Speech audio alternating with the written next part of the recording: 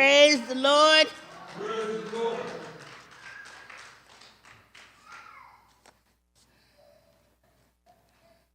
God is so good. We get taken through some changes sometimes, but I'm reminded of something somebody said about a plant. Seeds go in the dirt. They get water. They get trampled on. Dogs walk over it. People walk over it. And still and yet, whatever is meant to grow will grow.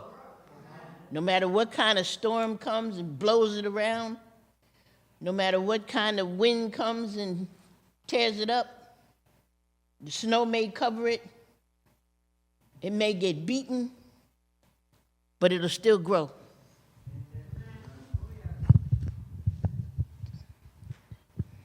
That's us. We get beaten up and we survive. Slavery is their history. The time before slavery and how we came out of history, that's our history. But today's Black History presentation, I dedicate to the men. Because I want to talk about the Philadelphia Eagles black quarterbacks from 1985 to now. There were 6. And I had to go to my sons to get the statistics right. The first one was Rocking Randall Cunningham. He won 10 or more games from 1988 to 92. He averaged 6.4 yards per carry for his career.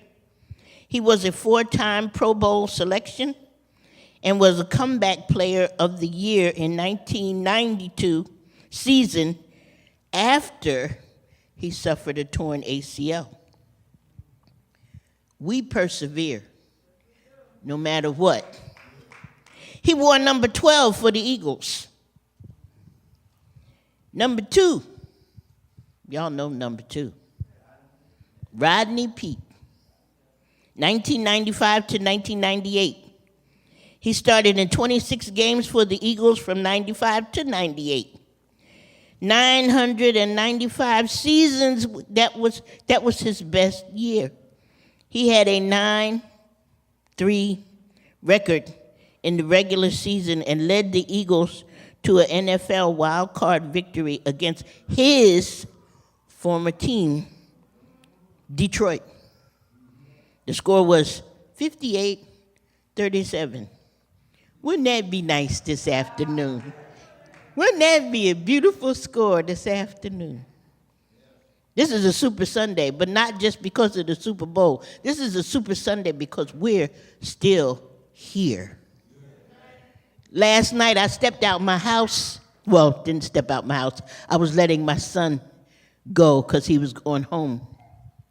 There was ice on my steps. And the devil said, you ain't going nowhere tomorrow morning. It's ice on the steps. You could slip and fall. I prayed before I went to bed. Woke up this morning. There was no ice on the steps. There was just ice on the railing. I said, God wanted me to go to church. Back to Rodney Peete. He wore number 9 for the Eagles. Next is Donovan McNabb, 1999 to 2009. That's a long stretch. He had 158 starts with the Eagles. He had 234 touchdowns and 117 interceptions. Philly won 10 or more games in 5 of the seasons he played. He took the Eagles to the Super Bowl 39 in 2004, and he won number 5. Next was Michael Vick, 2009 to 2013. Number 7. He made 41 starts from 2009 to 2013. He had a 6 touchdown performance against Washington on Monday Night Football and a 28-point comeback against the Giants. Now, there was one when I was getting all this information from my sons that my brother didn't mention because I went to him first, but my son did. And when I mentioned this person to my other son, he went, he didn't do nothing. Well, that was because he was only 1 year. And he was a backup quarterback. But I'm sorry, he's a brother, so I'm mentioning him. And that's Vince Young. In 2011, he played 1 year as backup quarterback with the Eagles, but he finished the game with 258 passing yards, 2 touchdowns, and 3 interceptions. And he wore number 9. And last but not least, y'all know where I'm going. Y'all know exactly where I'm going. In 2021, he became the youngest Eagle quarterback to start in a playoff game. He leads, I didn't say led, he leads the NFL in rushing touchdowns. Dating all the way back to 2021, he's the 8th black quarterback to start in a Super Bowl. He led the Eagles to Super Bowl 7, I'm sorry. I have to get my Roman numbers right. In 2022. And he's currently wearing number 1, Jalen Hurts. So I leave you with this because, I don't know, sometimes God gives me strange things to do, but this was fun. On the gridiron of grace,